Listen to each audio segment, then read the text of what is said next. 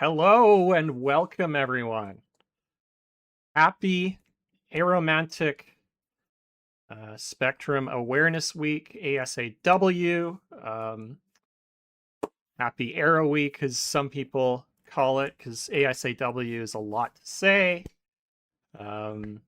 Yesterday was, of course, Valentine's Day. I was very busy ranting about amatonormativity and reminding folks that romance is not a universal goal of everyone.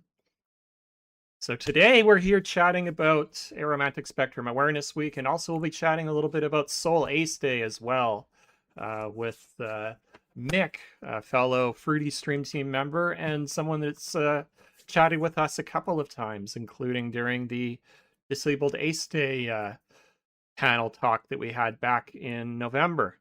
Let me give you a shout out, and would you like to introduce yourself while I do that? Yeah, I'm Maker McTastic. I'm a triple A content creator, asexual, aromantic, and agender. Um, I also make music and pottery. Heck yeah. Thank you very much. And also welcome on in, Magashi. Thank you, Good to thank you. see you. Oh, you're talking to Bagashi. Never mind. Sorry about that. Oh no, you're good. So, Aerospec Awareness Week. It began in November of 2014, originally focusing as a way to raise awareness and bring greater visibility to aromanticism. I think something that we're still struggling with to this day. Then in 2015, I think folks realized the importance of really hitting home around February that, hey, maybe romance is not a universal goal or desire of everyone, and certainly not monogamous, romantic, coupled relationships. And so it was moved to the first full week following Valentine's Day in 2015. So we actually had two Aerospec Awareness Weeks in quick succession back in the beginning. And this year it takes place Sunday, February 15th through Saturday, February 21st. And in 2015, it was expanded from Aero Week to Aerospec Awareness Week with a real focus on uplifting all and encompassing all Aerospec identities. So now we kind of see it as a week to uplift and celebrate the identities and lived experiences of aromanticism and advocate around issues that impact the community, including the fact that it's still so heavily misunderstood by society and even within the greater 2S LGBTQIA plus communities. Many folks, frequently conflate the experiences of aromanticism and asexuality. It's often bulked in with asexuality, even though it's a separate identity unto its own. Some aro folks also happen to be asexual, but not everybody is, and vice versa. And I think a large part of this comes with the fact that outside aspec communities, it's not really talked about the fact that romantic and sexual attraction are understood to be distinct and separate identities.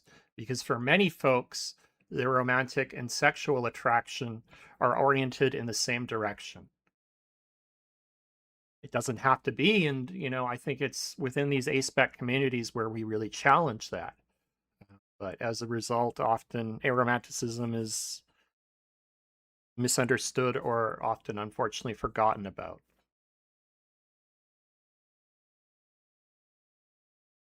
And then, kind of building on this is this idea of amatonormativity, a term first coined by Elizabeth Brake in 2012 in a book, Minimizing Marriage, where she describes it as this universal assumption that everyone desires to be in a coupled, monogamous, and romantic relationship. And moreover, it often insists that these traditional romantic relationships be elevated and prioritized above all other relationships. And this presents a real problem, not only for aromantic folks, but so many others, including polyam, folks in, practicing relationship anarchy. And it's not something that we should be expecting everybody to be, participating in. One of the side effects of amatonormativity is that aromantic individuals are often seen as cold and uncaring or socially Mhm. isolated and lonely. And this is really problematic and often far from the truth, because I feel like as soon as I came to recognize and embrace my aromantic identity, it felt like a huge, and this is just me speaking on my own lived experience, a huge weight off my shoulders, being like, hey, there is, there is a group of people that can understand my lived experience. And I don't have to try to conform to these societal norms that expect me to be in a romantic, monogamous relationship.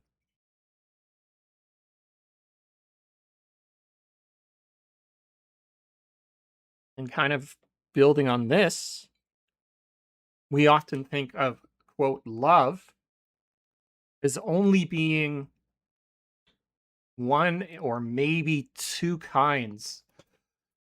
And most of the time, when we talk about love, we're talking about romantic love. It's Mhm. often through an amatonormative lens, only ever to be considered for family and for romantic partners. And this is even true within the broader queer community. And this often leads to the devaluation of non romantic relationships. So we often see relationships viewed through the relationship escalator model, where you start off as platonic friends, and platonic friendship is seen merely as a stepping stone in many cases towards the quote end goal, which is romance. That is not Mhm. at all something that aromantic folks are looking for in many cases. And it's problematic for a whole host of reasons. I think we'll kind of leave it there for now, and I'll come back to talk about a couple other things afterwards. But do you kind of have any comments on amatonormativity and how it's impacted your own journey thus far? Um, yeah, I mean, I guess it is very similar to, like, I guess with my asexuality. It's one of those things where it's like people consider, I don't know, people don't really consider it, or they think that I'm being, cold or callous, when it's like I have a lot of love to give, but with the normativity, it's like the only love that, you know, people typically care about is romantic love. Like, I got a lot of platonic love for my friends, I got a lot of familial love for my family, and just love in general. And I guess it's kind of a shame, because I know a lot of of Arrow people that are so loving and so, generous and kind, but like as soon as they mention that they're Arrow, it's like, oh, well, you must be like a robot or something because love is. I don't know. I guess from an early age, we're taught, you know, we're taught how we're supposed to love. You find your spouse and then you settle down. You have your 3 kids and work together. It's like not everybody wants that, but you kind of get punished for not living that dream. Absolutely, and I can see a lot of ties to many power structures. Animanormativity helps support, patriarchal. Hmm. Um, the patriarchy. Obviously, it's very much integrated with, the violent colonialism that you know Europeans brought over to many places around the world, and it's this one Yeah. Western European colonialist perspective and on what family, on what love, and what relationships look like. It's not a universal, it's the Western colonialist perspective that we're trying to force upon everyone else.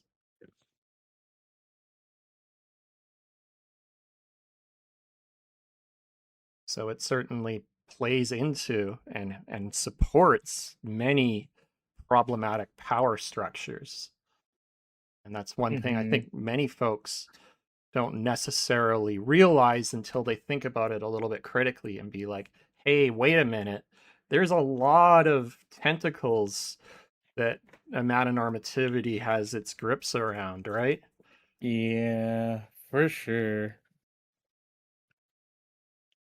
And it's like people don't really think about it until they just kind of, I guess, destructure their feelings. Yeah, until they stop and question what are these norms that we are dictating relationships should look like, and whom and Hmm. for whom do those norms benefit? Is it really you, or is there another thing at Right. play potentially here?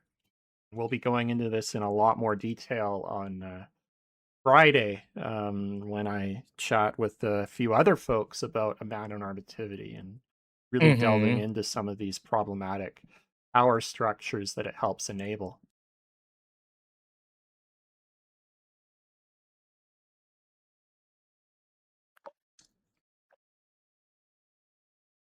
So there's a couple of groups that are often forgotten about when we talk about aromanticism.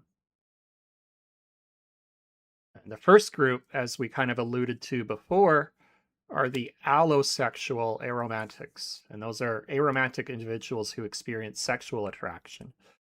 Right. Because through the lens of most folks in society, if you're aromantic, you're also asexual. And that's not Yep. the case for everyone.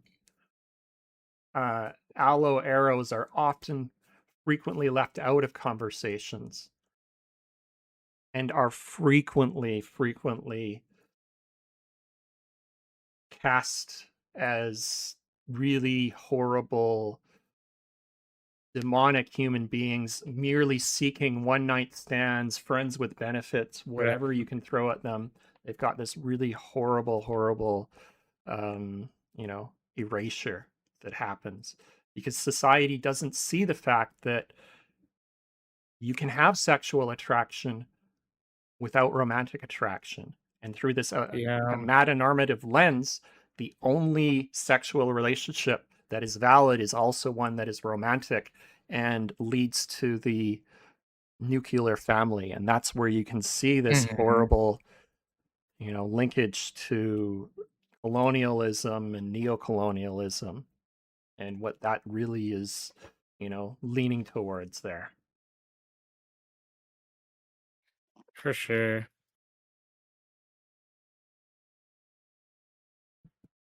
And the other group that I think many of us, even within the arrow community, forget to talk about, when we talk about not all love is romance, are the loveless arrows and the aplatonic folks. Right. Folks for whom they don't experience platonic attraction, and folks that don't experience, love in the traditional sense that even we talk about when we Mhm. talk about platonic friendship. Those folks are frequently forgotten about. Not something I can speak to from lived experience, but it's definitely something that I think, is important to talk about when we talk about Right. aromantic experiences.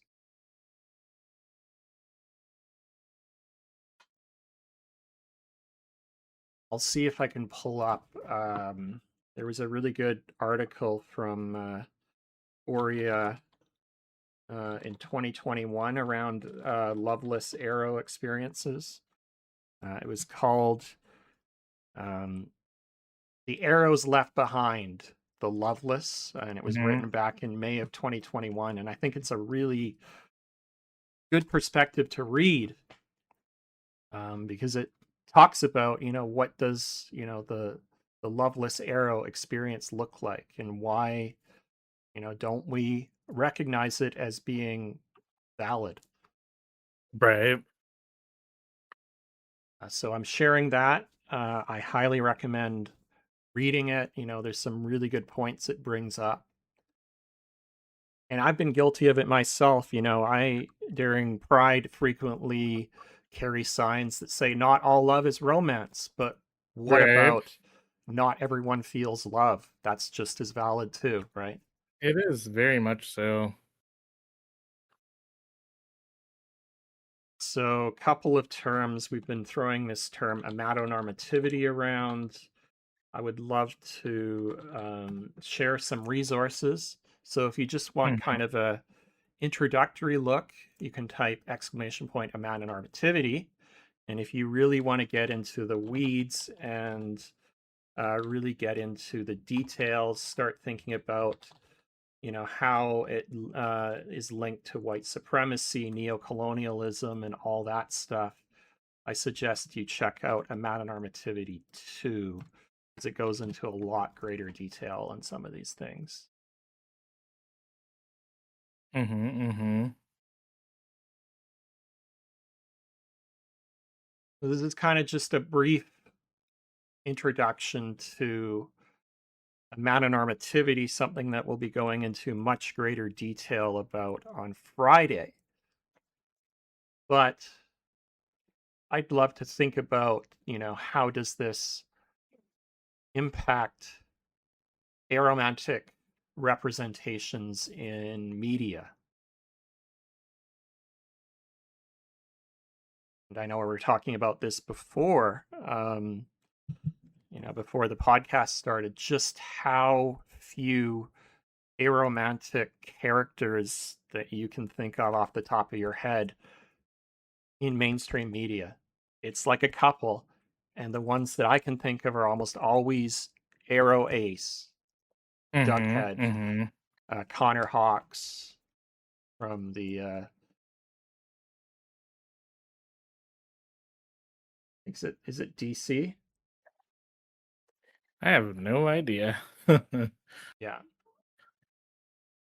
me look. I don't actually see them on this list. It's a very short list. yeah, yeah. So Connor Hawk is a DC character um, in the Green Arrow universe Okay. and is canonically Arrow Ace, if I remember correctly. I believe that fluently Aspec, aka Patrick, has talked about Connor Hawk before, and Lisi Mhm. talked about, or sorry, Kim talked about Connor Hawk last weekend during our chat for Soul Ace Week. But beyond that, it's like, who out there can I name that is canonically aromantic out there in mainstream media? And there's not very many Right. characters.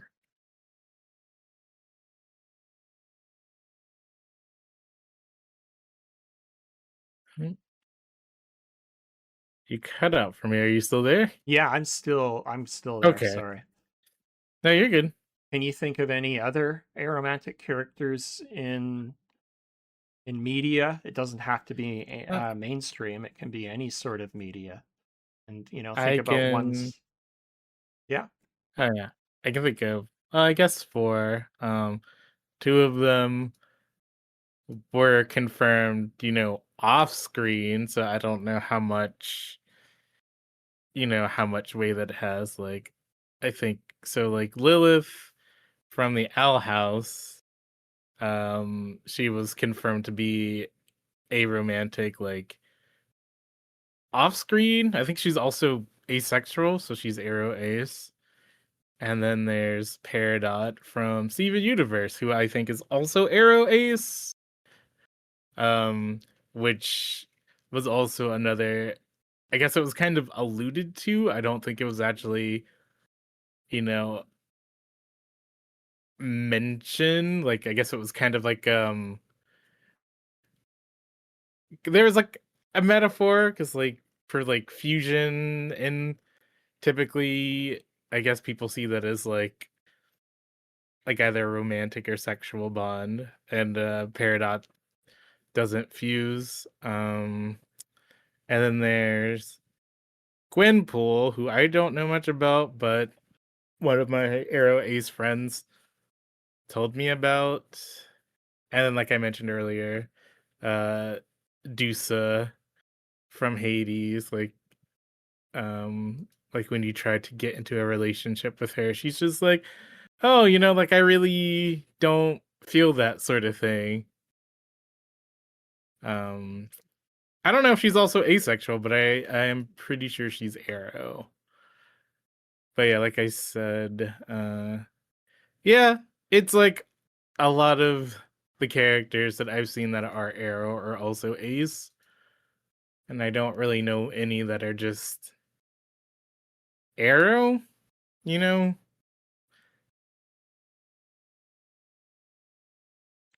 Yeah.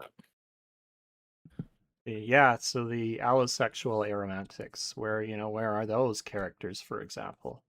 Almost impossible to find, maybe in some obscure non-mainstream media for sure.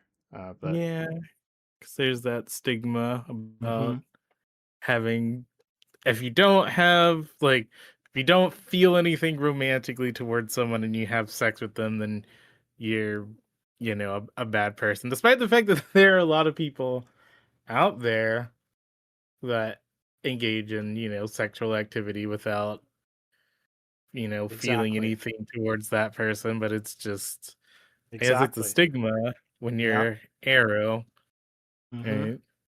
Exactly. Yeah. Yeah. Almost all the characters that you and I both could think of are Arrow Ace. Mm-hmm. And, we know that aromanticism is a huge spectrum of a bunch of different related identities. Where are the demis? Where are the grays? Right. The lithos? There's so many identities that we can explore and really chat about, but they're just not present in Yeah. most media, unfortunately.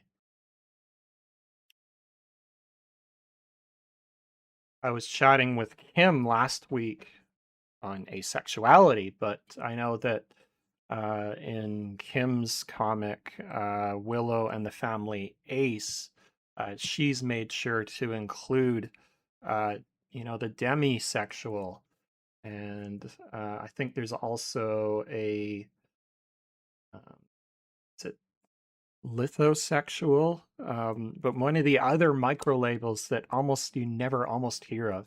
There's a character in that comic.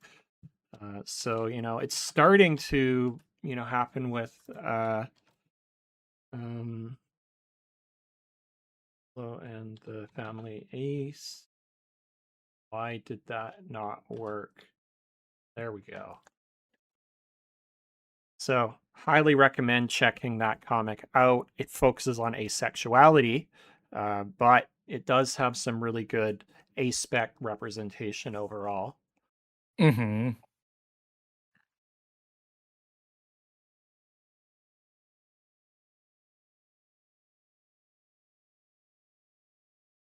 Any other thoughts on media representation? Um, n I can't think of anything because I don't know. It's like asexuals don't get much rep in the media, but I feel like Mhm. we get far more rep than aromantic, Yeah, which is a shame. I feel like I guess it's one of those things that people don't really know much about, and they instead of, asking, they make their own assumptions. And it's like I like when, A-spec characters are created by, A-spec people. Otherwise you end up in situations where perpetuate like harmful stereotypes and whatnot. absolutely. It's almost always folks with no lived experiences Uh, creating these characters. and they So, don't so bother true. asking. They don't bother asking, No. people that have lived that experience. Mhm. As, Lena mentioned, welcome on in, Lena. It's good to see you. Lena. As Lena mentioned, aromantics are almost always portrayed as heartless villains or robots, and it's Yeah. incredibly dehumanizing. I know that in Sharonda J. Brown's Refusing Compulsory Sexuality, almost all the early representations of any sort of A-spec character were the villains, the GoldenEye villains, or, the Yeah. James Bond villains. I have a quote in that book somewhere. You I don't do. I actually remember. remember seeing it. Yeah. Yeah. Like I do some things sometimes. I end up in in the media somehow. Yeah, I remember seeing your name in there. I was like, "Holy, oh wow, Yeah. Mick's in there. That's amazing." Trying to remember where it was. I think it was towards the end, maybe in, was it afterwards? Mhm. Yeah, 'cause they had a bunch of, like, quotes from, you know, Black Aces and Mm-hmm. whatnot towards the end of the book. I think I read a couple of chapters of that book during it was a Black History Month raid train. Comfy, like comfy cozy raid train, and I read a couple of chapters on stream. It was a good time. I found your quote. It's page 174 in Refusing Compulsory Sexuality. You want me to read it out? Yeah, sure.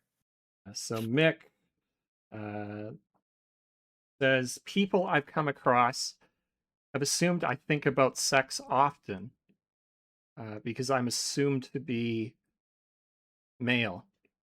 So when I got Mhm. into relationships, my partners assumed I'd be sexually active, which normally led me to be guilted into sex. Since society places so much emphasis on sex, my partners assumed I wasn't attracted to them because I didn't want to have sex. When people feel valued only for the sex, it can skew their self-worth. Absolutely, absolutely so true. And you can apply many of the same things to romance as well. Mhm. Yeah, for sure. Yes, Mick makes some awesome music. You gotta Oh, tell us where we thank can you. find your music. On my SoundCloud. Also, Raven makes really good music too. Yeah, Raven Um, makes some awesome music. Raven's appeared on the podcast as well.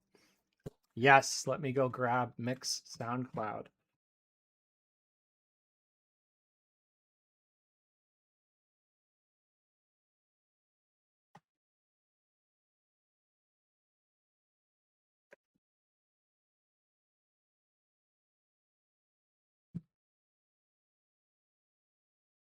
Do you have a link to it on Uh, your channel? yeah, I can do And that. I can yeah, post the link. Uh, you might not be able to, but if you, oh, I think I found it. Yeah, there you go. I ah, found it. okay. Well,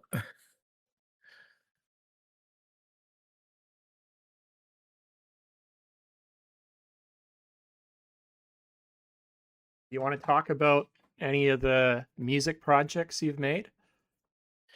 um, I've made a lot of music, so I don't know. I guess what are you curious about specifically? A lot of what I have on my page is stuff that I made for school, for like Mm-hmm. my music classes.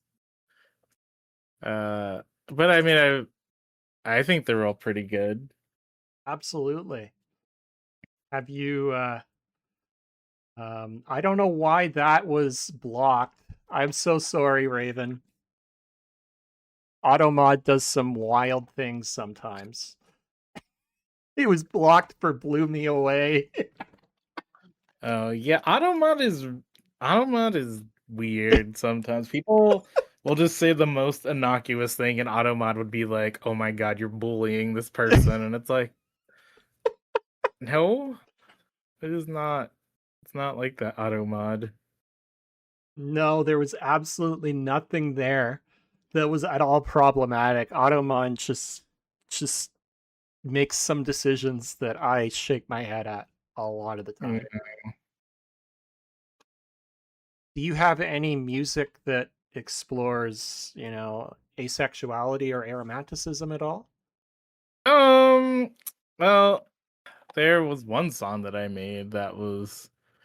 It's called "Have Your Cake," and it's like a I love that. metaphor. I love that. But yeah, people thought it was a like a joke song, and I was like, no, it's not. But I guess if that's what you think, Is it on? Oh yeah, I found it. Let me copy the link yeah. there.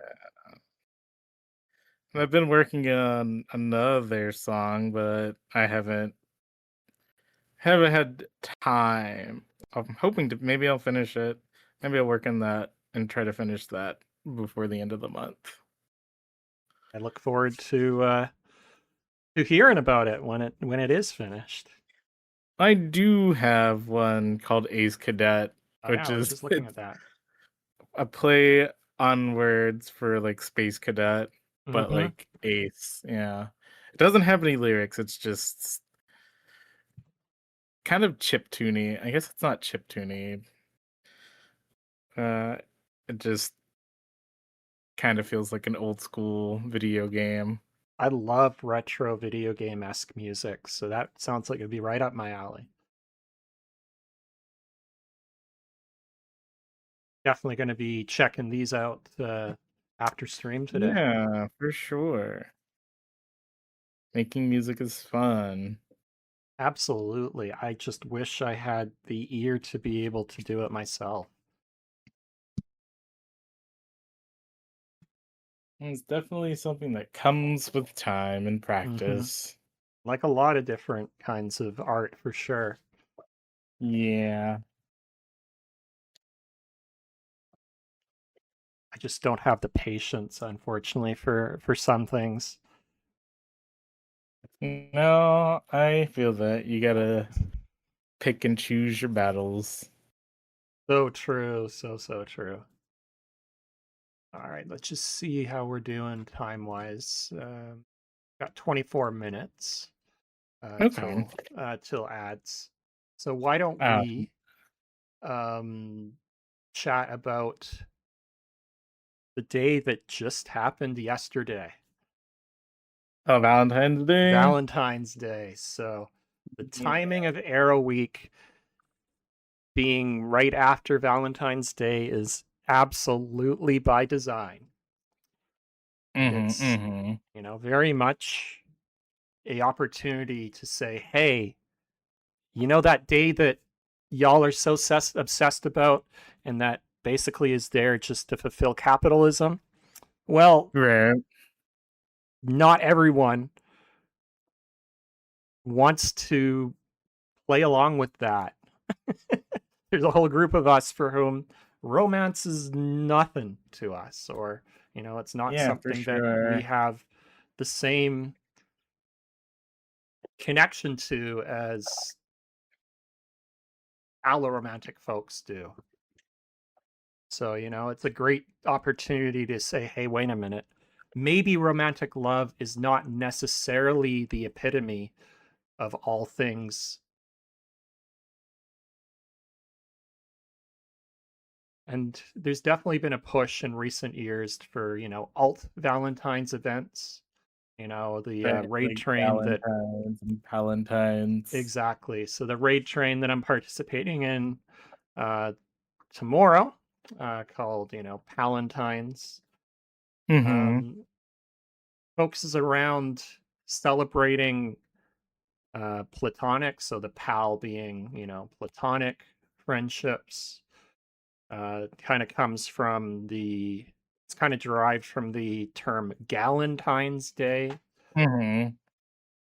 But I think, many folks in these events also attempt to make space for just for more than just pure platonic Mhm. forms of relationships. And you could really expand this to be any kind of relationship, whether it's platonic, QPR, or any other kind of non-traditional relationship structure. Yes, and also self-care. Have you participated in any Palentine's events before? Um, I think last year I did, but that is about as far as I can remember. I think I first came across it near the start of my PhD.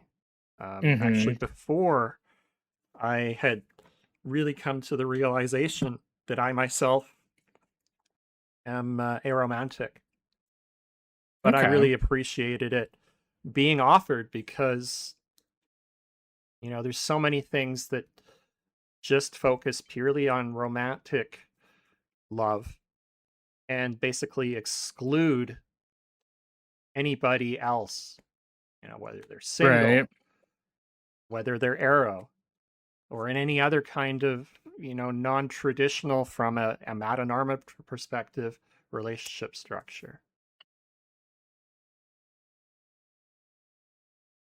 And of course, since realizing my own aromanticism, I've really been pushing to be like, hey, can you not? Can you, maybe think about this Mhm. and make this a little bit more encompassing beyond just romance? Absolutely, Lena and Raven. Raven was part of the Palentine's train yesterday. Loved hanging out in their stream. They tacked it on to Purple Platonic Heart Day, where they had some opportunities to play games with folks in the community, um, and just celebrate the importance of community as a whole. And that is great. That's really what it's about to me. Mhm. No worries. There's absolutely no rush on that. I ended up winning. I was one of the lucky folks that won a Steam code yesterday in Raven's giveaway. Oh, heck yeah. So thank you so much again, Raven. That was a lot of fun. I really enjoyed hanging out yesterday while I was cooking all that butter chicken.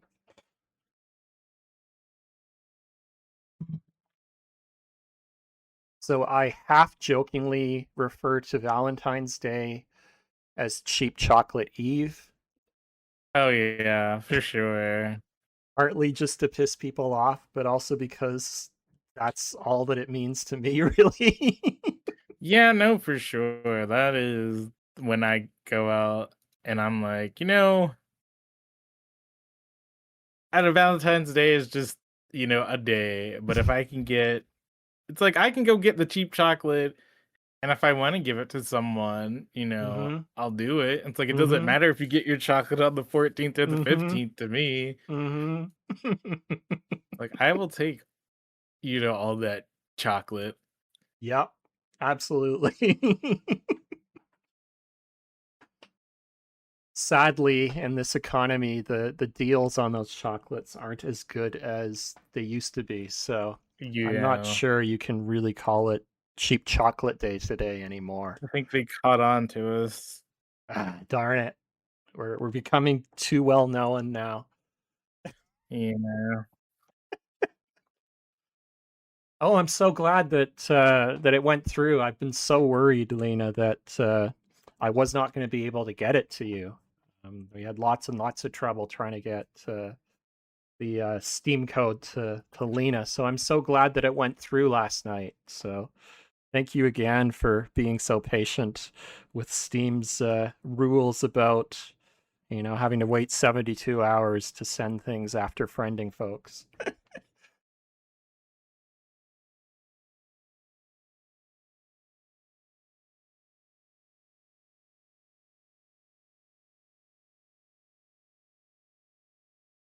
Any ideas on how we can work to further dismantle the amount of normative assumptions of days like Valentine's Day and make them, more inclusive to all aromantic folks? I know that sounds like a And stretch, perhaps, but how do we continue to dismantle and make these things more inclusive? hey, we just have to be loud about it and to keep having events, these raid trains bring awareness. Because, I mean, if you convince like just one person, to change the way that they view like love, then that I think I consider that a success because that one person is gonna tell other people and it becomes like a chain reaction. So I think the best way is to just keep being loud and keep making events, spreading awareness. Definitely. And I like Raven's suggestion. I would love to do an Arrow Week train. It's just the time. I know that Yeah. I put a lot of time in behind the scenes on the Palentine's train, and that one definitely overlaps with what would be an Arrow Week train as well. So just got to find the time and find the timing that would work for it, because it's a lot of Right. work, as I think many of us know, to put on a raid train after participating in a bunch ourselves. But I do really want to make an Arrow train in particular, because that would be a lot of fun and be a really good way to kind of create space for folks Right. during February when everything's so heavily focused on romance. Right. Well, you still got 2 more days. You can still check it out today and tomorrow. Let me grab the. Oh, let me grab the. Why is it not showing up? Yeah, so you still got a couple days that you can check it out. There we go. It just took. There was a typo, Palentines. So today and tomorrow, I'll be live at 9 a.m. Eastern. I'll be the first slot on Monday morning, and we're kind of just going to do a little bit of an overview of Arrow Week. So there will be some overlap with what we're talking about today, but we're also going to talk about relationship anarchy, Hmm. queer platonic partnerships, and just more generally the wide, beautiful diversity of relationship structures that exist, and how we shouldn't just focus on one relationship that is monogamous, romantic, sexual that makes white supremacy happy, because we don't need that. Definitely not. So yeah, it's running today until 3 a.m. Eastern or 12 a.m. Pacific, and then there'll be a few hour break until 6 a.m. Pacific or 9 a.m. Eastern, at which time I'll be live chatting about many of the same things we're talking about, but going into a little bit more detail on things like relationship anarchy Mm-hmm. and a few other things as well. If you want to get a sneak peek on what relationship anarchy is, you can check this out here. It's a anti-hierarchical relationship philosophy that rejects societal norms around relationships. And one of the huge things it says is that no one relationship should ever be seen as more important than another. You know, Right. this amatonormativity basically forces this hierarchical framework that says, romantic relationships are here, all the other Yep. relationships are down here. Yep. Yep. And Yep. why should it be that case? Why does it have to be that way?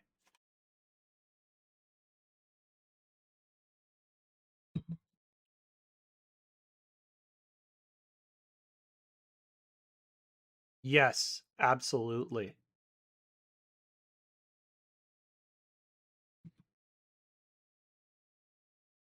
Really good point, Lena.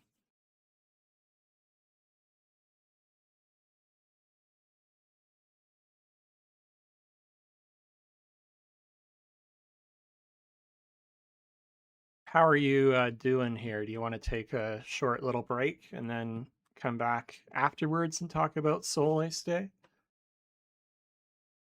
I mean, I'm fine with whatever.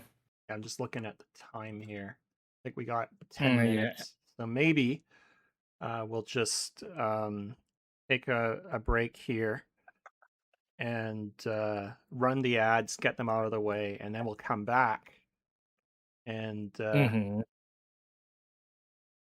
chat about Soul Ace Day, which I'm really excited to do.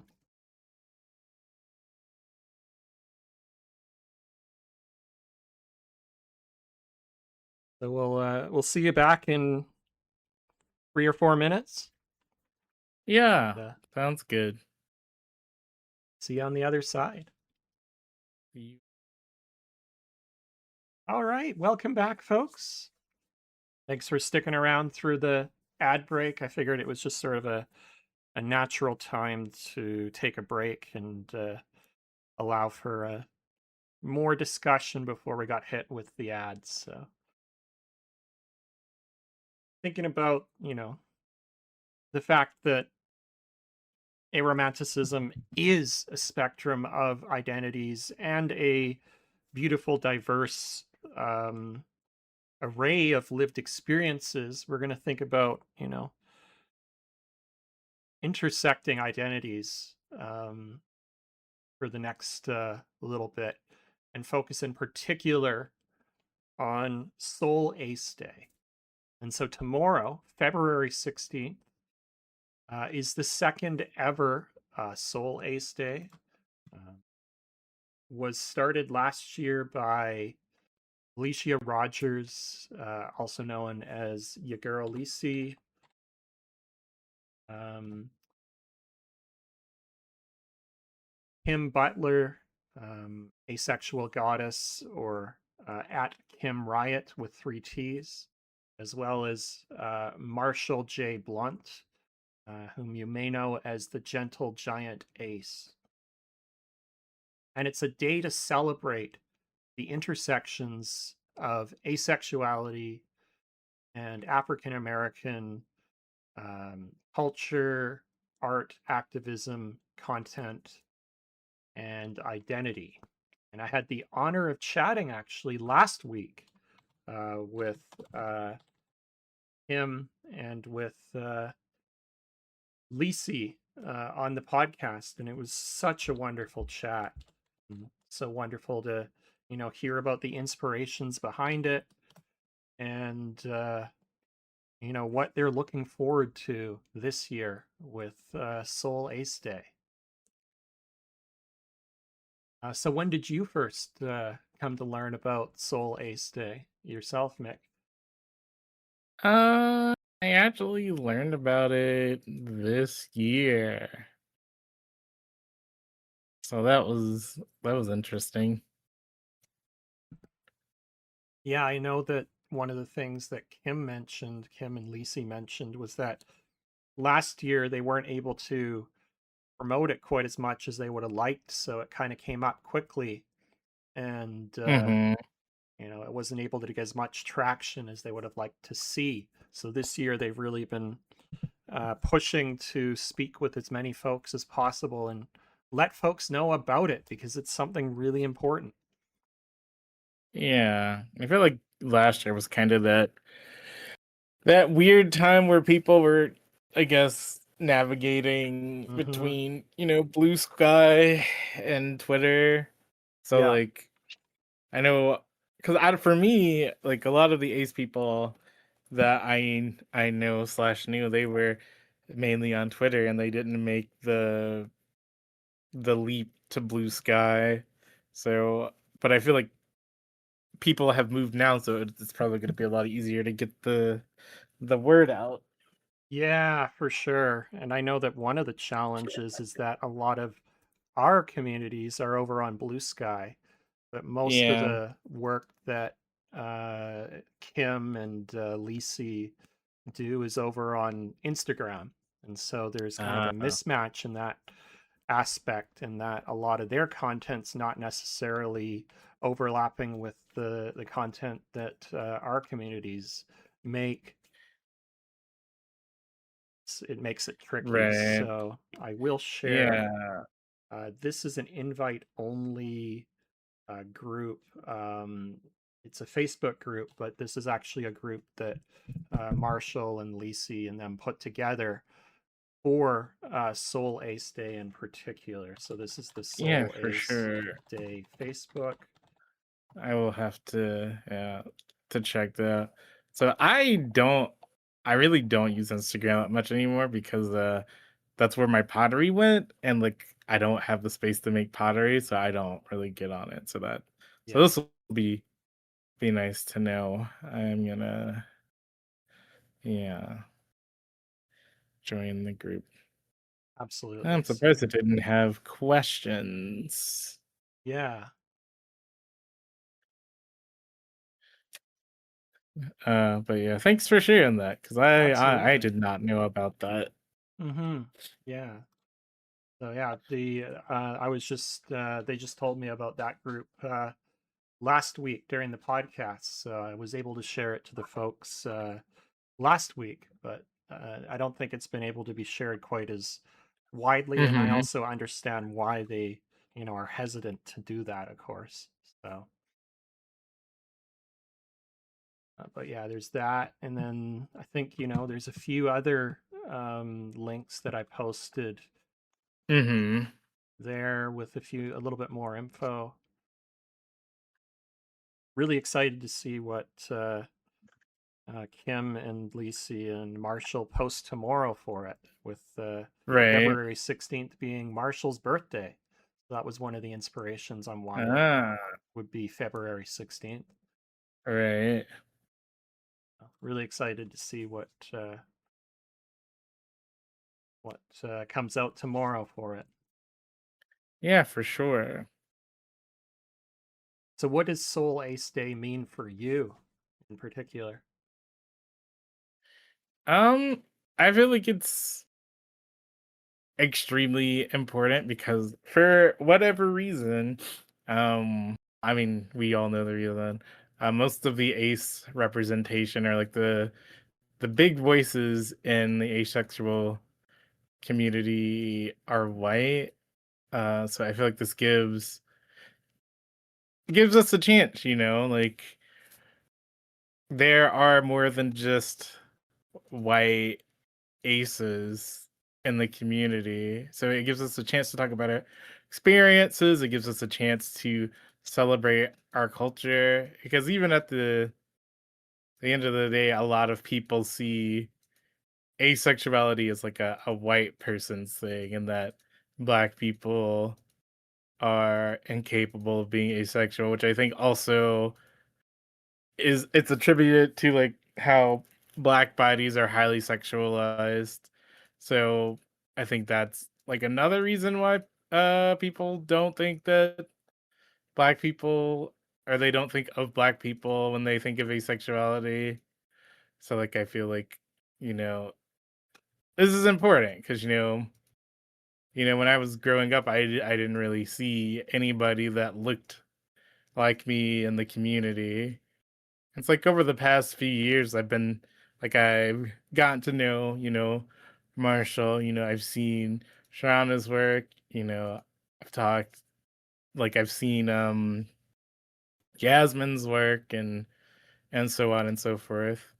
But I feel like this really gives us a chance to kind of, put ourselves out there. Like it's a celebration. Normally when we talk about asexuality, it's oh hey, like this person said this or this person did this and we gotta, come together and, fight it. But it's not a fight and it's a celebration. And I don't know, I think we need to celebrate more. 100% agree with all of that. And I know that Kim talked about during her interview with ASTAD about the fact that being a black ace is in particular such a challenge to navigate because you've got this, as you said, um, general understanding in society as asexuality being a purely Western European construct.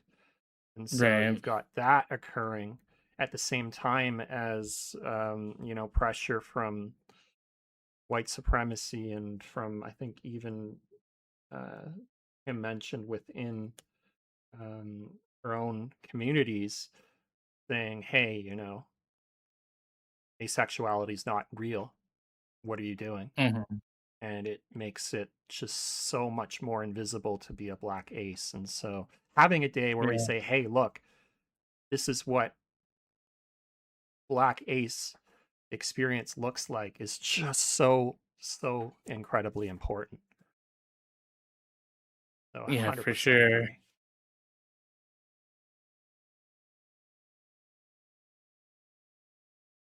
See if I have any other information I can share. So we've got, um, I think I linked the interview that uh, Marshall, Lisi, and Kim did with ASTAD back in January. We've got the Facebook page. Um, most of Kim and Lisi's posts are on Instagram. I can link those as Mhm. well. I'm really excited to see what they've got in store for tomorrow. Yeah, I'm very curious as well.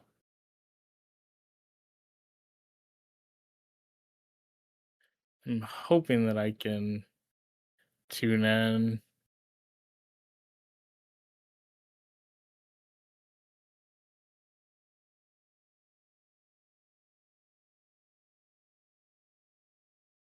I know Kim wanted to make some more artwork for this year, but just wasn't able to because she's been really busy the Mhm.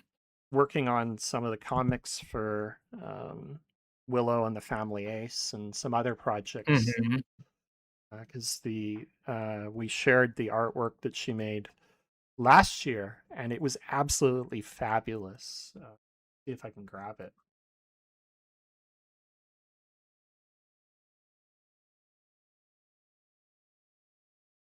Sorry, just grabbing the Instagram.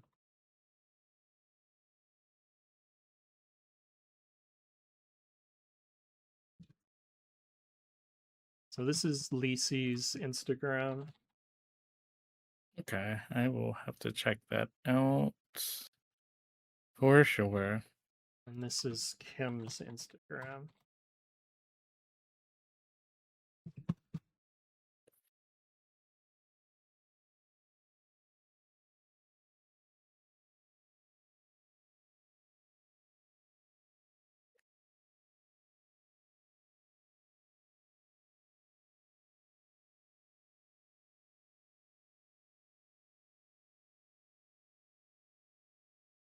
All right, Do you have any following both of plans? them. Do you have any plans this year for Soul Ace Day?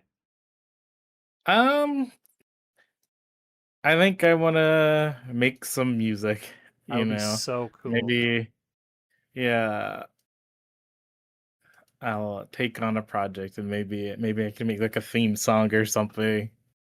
That would be so cool, and I can't wait to hear it when it's finished. That would be really, really cool. Yeah. Any other thoughts on, aromanticism, on amatonormativity, or Soul Ace Day? Not that I can think of. I don't know. I'm excited, for SoulAce Day, and I'm excited for Aerospec Awareness Week since Heck like yeah. I get to be loud and proud about, my identities. It's like you're not gonna shut me up. Like you're gonna hear No, about this. Yeah. I remember you mentioning during Pride Month last year that uh, I think your quote was that I'm going to make it. I'm proud to be Arrow Ace, and I'm going to make it your problem or something like that. So that I Yeah. recall that. That really That resonated is with me. something that I live by. It's like I'm gonna make it everyone else's problem. It's like you're gonna know. Like there's gonna be no doubt in your Hmm. mind about my arrow aceness. So Absolutely. And, we need that because right. there's so much misunderstanding around Ace Yeah. and Arrow identities. So, absolutely. The more voices, the better. And sometimes it's other queer people that get it wrong. And it's like we're on the same team. Like, why Hmm. am I catching friendly fire? Exactly. It is really frustrating that, even within the broader queer community, asexuality and aromanticism in particular are just so misunderstood still. Yeah. It's like all you have to do is ask questions. Hmm. Like people are willing to answer. And if not, like they're willing to direct you to, resources. Hmm. Like it's they at this I don't know, in this day and age, like there's really no excuse. There's so many resources out there between Aurea, Yeah. podcasts. There's so much more information now than there was even, Yeah. 5 years ago, I would say. And people are out here educating for free. So like there's Hmm. really no excuse. Absolutely.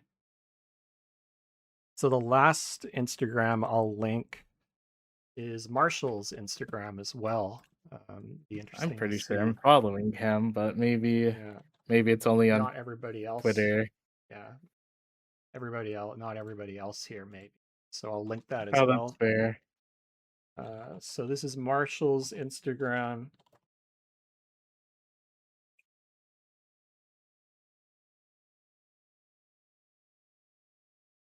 It's Marshall J Blount or Marshall_Blount.